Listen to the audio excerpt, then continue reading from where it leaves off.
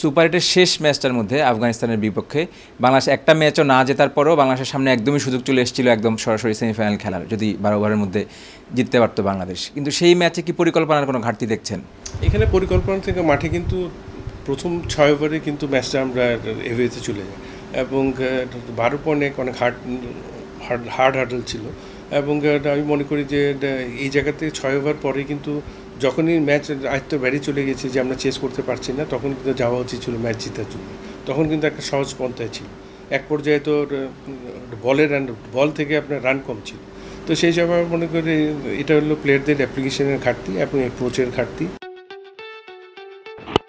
টি-20 বিশ্বকাপের সুপার 8-এ ওঠার পর যতটা খুশি হয়েছিল সমর্থকরা, তার চেয়ে বেশি হতাশ হয়েছে সুপার 8-এর পারফরমেন্স দেখে। এ পর্বের 8টি দলের মধ্যে টাইগারদের পারফরমেন্সই ছিল সবচেয়ে করুণ।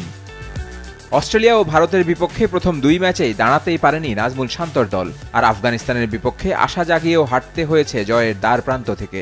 কেন এমন অবস্থা? টি-20 ফরম্যাটে অন্যান্য সুপার 8-এর যে দলগুলি আছে এগুলির খেলোয়াড়দের সাথে কিন্তু কম্পেয়ার যদি করেন, আমরা অনেক পিছিয়ে আছি।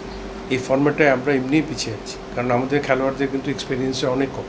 সেই হিসাবে আপনি এক বিপিএল খেলে, এছাড়া পুরো পৃথিবীতে যতগুলি ফ্র্যাঞ্চাইজি ক্রিকেটার, আমাদের কয়টা ক্রিকেটার খেলে। ইন্ডিয়া, অস্ট্রেলিয়া এদের সাথে কম্পেয়ার করার সময় আমাদের এখনো হয়নি এই ফরম্যাটটায়। 2021 সালে প্রধান নির্বাচক থাকাকালীন কিছু খেলোয়াড়কে বাদ দিয়ে টি-20-র জন্য দল করেছিলেন নান্নু। সে দলের মিরাজ, আফিফদের রেখে এবার বিশ্বকাপে এসেছে বাংলাদেশ। নান্নুর প্রশ্ন তাই প্রক্রিয়া নিয়ে। একই সঙ্গে বিশ্বকাপের আগে থেকেই অফ ফর্মে থাকা সৌম্যকে দলের সঙ্গে ক্যারি করা নিয়েও আপত্তি তার। আমরা যখন সিলেকশন প্যানেলে ছিলাম তখন কিন্তু একটা টিমকে দাঁড়া করানো হয়েছে, ওখান থেকে এসে কিন্তু এখন দল চেঞ্জ করা হয়েছে।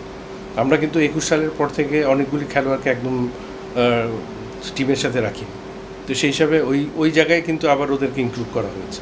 সবসময় যে কোনো দল গঠন করতে হলে 1 বছরের পারফরমেন্সটা দেখতে হবে। সৌম্য অনেকের অফ ফর্ম ছিল, এটা সিলেকশন প্যানেলের দোষ। ওরা টিম সিলেক্ট করার আগে কেন সৌম্যকে সিলেক্ট করবে?